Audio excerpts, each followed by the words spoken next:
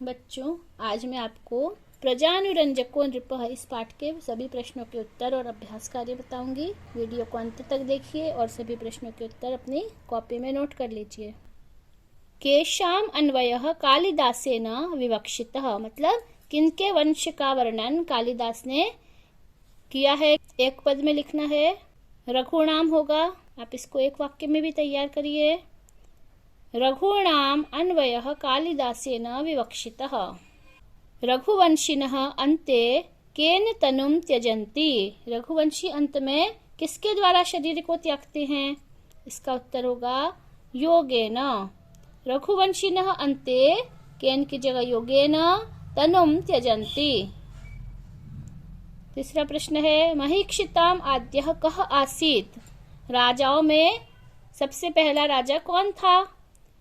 इसका उत्तर होगा वैवस्वत मनुः। महीक्षिताम आद्यः वैवस्वत मनुः आसीत्। कासाम पितरः केवलम जन्म हेतवः, किनके माता पिता केवल जन्म के लिए ही थे। इसका उत्तर होगा प्रजानाम, प्रजाओं के पितरः केवलम जन्म हेतवः, केवल जन्म के कारण थे। कः प्रियः अपि त्याज्यः, दुष्टः, दुष्टः प्रियः अपि त्याज्यः। फिर है दिलीपः प्रजानां भूत्यर्थं कम अग्रहीत। इसका उत्तर होगा दिलीपः प्रजानां भूत्यर्थं बलिम अग्रहीत। बलिम कर को बोलते हैं। राजेन्दुः दिलीपः रघूणाम अन्वये क्षीरनिधौ कः इव प्रसूतः। राजेन्दुः दिलीपः रघूणाम अन्वये क्षीरनिधौ इंदुः इव प्रसूतः। दूसरा प्रश्न है, पूर्ण वाक्येन उत्तरत्।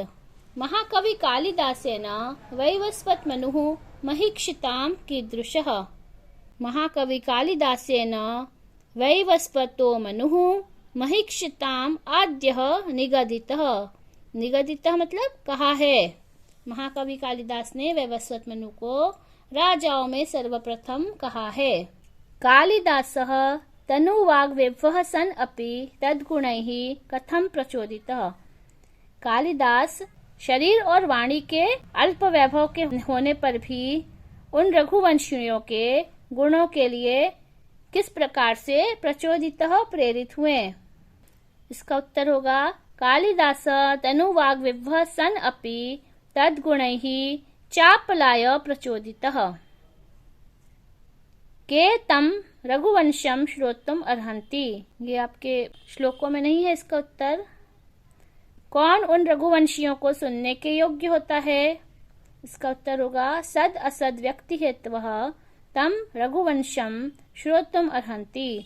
गुण और दोष का विवेचन करने वाले उस रघुवंश को सुनने के लिए योग्य हैं। दिलीपस्य कार्याणाम आरंभः कीदृशः आसीत्, राजा दिलीप के कार्यों का आरंभ किस प्रकार से था। इसका उत्तर होगा दिलीपस्य कार्याणाम आरंभः आगमैः सदृशः आसीत्, शास्त्रों के अनुसार था। रविः रसं किमर्थम् आदत्ते, रविः सहस्रगुणमुत्सृष्टं रसम आदत्ते। सहस्त्र गुना देने के लिए सूर्य हमसे जल लेता है। प्रश्न 3, रेखांकित पदानि आधृत्य प्रश्न निर्माणं कुरुत। रेखांकित पदों के आधार पर प्रश्न का निर्माण करना है। सह प्रजानामेव भूत्यर्थं बलिम अग्रहीत, इसकी जगह पे कह हो जाएगा। कह प्रजानामेव भूत्यर्थं बलिम अग्रहीत। प्रजानां विनयाधानात् सह पिता आसीत्, केशां विनयाधानात् सह पिता आसीत्।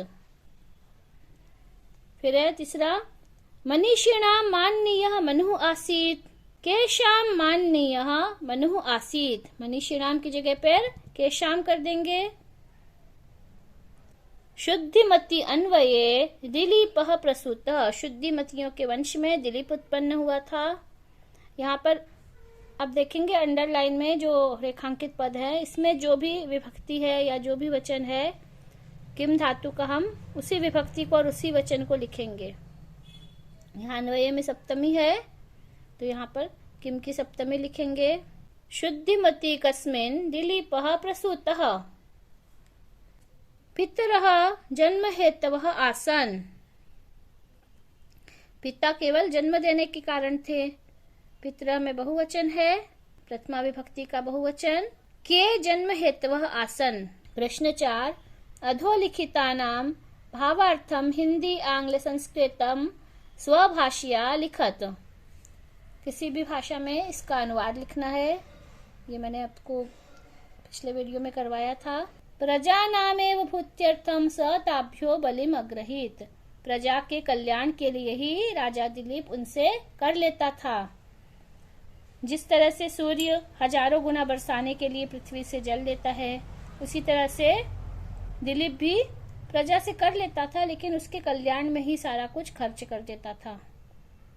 सूर्य जल लेता है और फिर वर्षा के रूप में उसको पृथ्वी को वापस करता है, और उससे पृथ्वी में बहुत चारों ओर धान्य, पेड़ पौधों में हरियाली और हमको अनाज मिलता है। दूसरा है आगमय ही सदृशारंभ आरंभ सदृशोदय। जब हम किसी कार्य को बहुत अच्छी तरह से शास्त्रों के अनुसार करते हैं, तब उसका परिणाम भी अच्छा ही होता है। इसी तरह से राजा दिलीप शास्त्रों के अनुसार अच्छे कार्य प्रारंभ करते थे, और प्रारंभ किए गए कार्यों का उनका उदय और परिणाम बहुत ही अच्छा होता था। स पिता पितरस्तासाम केवलम जन्म हेतव। राजा दिलीप ही प्रजा के वास्तविक पिता थे, और उनको जन्म देने वाले पिता तो केवल जन्म देने के कारण पिता कहलाते थे, क्योंकि दिलीप अपनी प्रजा का भरण पोषण करते थे, उनको विनम्रता की शिक्षा देते थे, रक्षा करते थे। इस कारण से दिलीप ही अपनी प्रजा के वास्तविक पिता थे। जो पिता के कर्तव्य होते हैं, उन सभी कर्तव्यों का पालन राजा दिलीप करते थे। अनन्य शासनाम उर्वीम शशासैक पुरीम इव। राजा दिलीप ने इस संपूर्ण पृथ्वी पर अकेले ही शासन किया। अनन्य शासन, जिसका कोई और शासक नहीं था, ऐसी उर्वी, यह उर्वरित पृथ्वी, इस पर शशासैक एक पुरीम इव, शशास शासन किया। मानो कोई एक नगरी हो, यह पूरी पृथ्वी ही एक नगरी है, इस तरह से उसका शासन किया। दिलीप चक्रवर्ती साम्राज्य के स्वामी थे। पूरी पृथ्वी पर उनका एक छत्र साम्राज्य था। अधोलिखितेषु विपरीतार्थ मेलनम कुरुत। विपरीत अर्थ वाले शब्दों को जोड़ना है। यौवने, इसका होगा वार्धक्य, युवावस्था, वृद्धावस्था। मौनम, चपलताम। त्याज्य, इसका विलोम होगा ग्राह्य, ग्रहण करने योग्य। शशास, शासन किया। शासनम न अकरोत्, क्षता, अक्षता। अगला प्रश्न है अधोलिखितेषु प्रकृति प्रत्यय विभागः क्रियताम्। प्रकृति और प्रत्यय अलग करना है। आगत्य, आ उपसर्ग पूर्वक, गम धातु और ल्यप प्रत्यय। उत्स्रष्टुम, उत उपसर्ग, सृज धातु और तुमुन प्रत्यय। सम्मतः, सम उपसर्ग, मन धातु, क्त प्रत्यय। फिर है त्याज्य, त्यज धातु, यत प्रत्यय। शिष्टः, शास धातु, क्त प्रत्यय। शिष शास धातु, क्त प्रत्यय। संधिम, संधि विच्छेदम वा कुरुत। या तो संधि करनी है अथवा संधि का विच्छेद करना है। तनुवाग विभवोपि, तनुवाक विभवः अपि। व्यंजन संधि है और विसर्ग संधि है। योगे नान्ते, योगे न अन्ते, दीर्घ स्वर संधि। ताभ्यः बलिम, इसमें संधि विच्छेद किया हुआ है, संधि करना है। ताभ्यो बलिम, विसर्ग संधि है। शशासैक पुरीम इव, शशास एक पुरीम इव, वृद्धि स्वर संधि है और व्यंजन संधि है। अधोलिखितस्य श्लोकद्वयस्य अन्वयं कुरुत। दोनों श्लोकों का अन्वय करना है। प्रजानां विनियाधानाद् रक्षणाद् भरणादपि स पिता पितरस्तासां केवलं जन्म हेतवः। विनिधानाद् रक्षणाद् भरणाद् अपि स प्रजानां पिता तासां पितरः केवलं जन्महेतवः तासां प्रजानां सवेलावप्रवलयां परिखीकृतसागराम् अनन्यशासनाम् उर्वीं शशासैक पुरीमिव। स दिलीपः वेलावप्रवलयां परिखीकृतसागराम् अनन्यशासनाम् उर्वीम् एकपुरीम् इव शशास। अधोलिखितेषु विशेषण विशेष्ययोः मेलनं कुरुत। विशेषण और विशेष्य को जोड़ना है।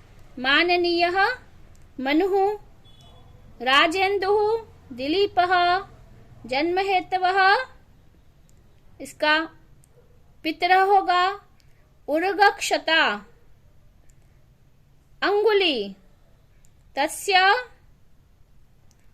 आर्तस्य। फिर है योग्यता विस्तार। इसमें महाकाव्य के लक्षण के बारे में बताया गया है। महाकाव्य क्या है? रघुवंशम महाकवि कालिदासस्य रचनासु महाकाव्येषु गण्यते। रघुवंश महाकवि कालिदास की रचनाओं में महाकाव्यों में गिना जाता है। साहित्य दर्पणे महाकाव्यस्य लक्षणम इदं प्राप्यते सर्गबंधो महाकाव्यम। साहित्य दर्पण में महाकाव्य के लक्षण के बारे में बताया गया है कि सर्गों में बंधा हुआ ही महाकाव्य होता है। एतस्मिन् देवः उदात्त गुणयुक्तः उच्च कुलोत्पन्न क्षत्रियो वा नायको भवेत्। इसमें कोई देव पुरुष, उदात्त गुण से युक्त व्यक्ति, उच्च कुलोत्पन्न व्यक्ति क्षत्रिय नायक होता है अथवा क्षत्रिय नायक होता है। एकस्मिन् वंशे समुत्पन्नाः बहवो राजानो अपि नायकाः भवितुम् अर्हन्ति। एक ही वंश में उत्पन्न हुए बहुत से राजा भी नायक होते हैं, जैसा कि रघुवंश में है। रसेषु श्रृंगारो वीरः शांतो वा रसः प्राधान्येन शेषरसाः अंगरूपेण च प्रयुज्यन्ते। चतुर्विध पुरुषार्थानां धर्मार्थ काम मोक्षाणां लाभः महाकाव्यस्य फलरूपेण स्वीकृतः। चतुर्विध पुरुषार्थ, धर्म, अर्थ और काम मोक्ष का लाभ महाकाव्य का फल माना गया है। महाकाव्यस्य एकस्मिन् सर्गे एकस्यैव छन्दसः प्रयोगः सर्गान्ते च छन्दसि परिवर्तनम् इति महाकाव्यस्य लक्षणे निर्दिष्टम्। महाकाव्य में एक ही सर्ग में एक ही छंद का प्रयोग होता है और सर्ग के अंत में छंद का परिवर्तन होता है। यह महाकाव्य का लक्षण है। एतत् सर्वं रघुवंश महाकाव्ये प्राप्यते।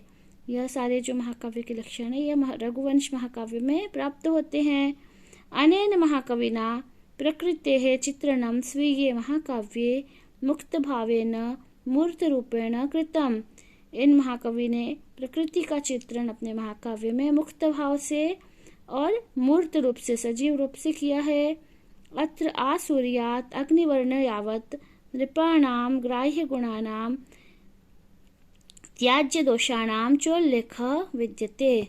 यहाँ पर सूर्य से लेकर के अग्निवर्ण तक के सभी राजाओं के ग्राह्य गुणों का, उनके अच्छे गुणों का और जो दोष त्याज्य हैं उनका भी उल्लेख है। गुण दोष सभी का वर्णन है।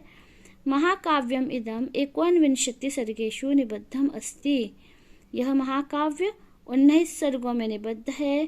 कालिदासस्य द्वे महाकाव्ये रघुवंशम कुमार संभवम। 2 महाकाव्य हैं, रघुवंश कुमार संभवम, नाटकत्रयम् मालविकाग्निमित्रम, विक्रमोर्वशीयम, अभिज्ञान शाकुंतलम। ये तीनों नाटक हैं। खंड काव्येषु च मेघदूतम ऋतुसंहारम च विश्रुतानि। मेघदूत और ऋतुसंहार ये कालिदास के खंड काव्य हैं जो प्रसिद्ध हैं। वीडियो आपको अच्छा लगा होगा तो लाइक करें और अपने दोस्तों को शेयर करें। जिन्होंने अभी तक सब्सक्राइब नहीं किया सब्सक्राइब कर लें। वीडियो अच्छा लगा होगा तो आप इसको लाइक करें, अपने दोस्तों को शेयर करें जिससे उनको भी लाभ हो। नोटिफिकेशन चालू कर लें जिससे कि आने वाला वीडियो आपको तुरंत ही मिल सके। जयतु संस्कृतम जयतु भारतम।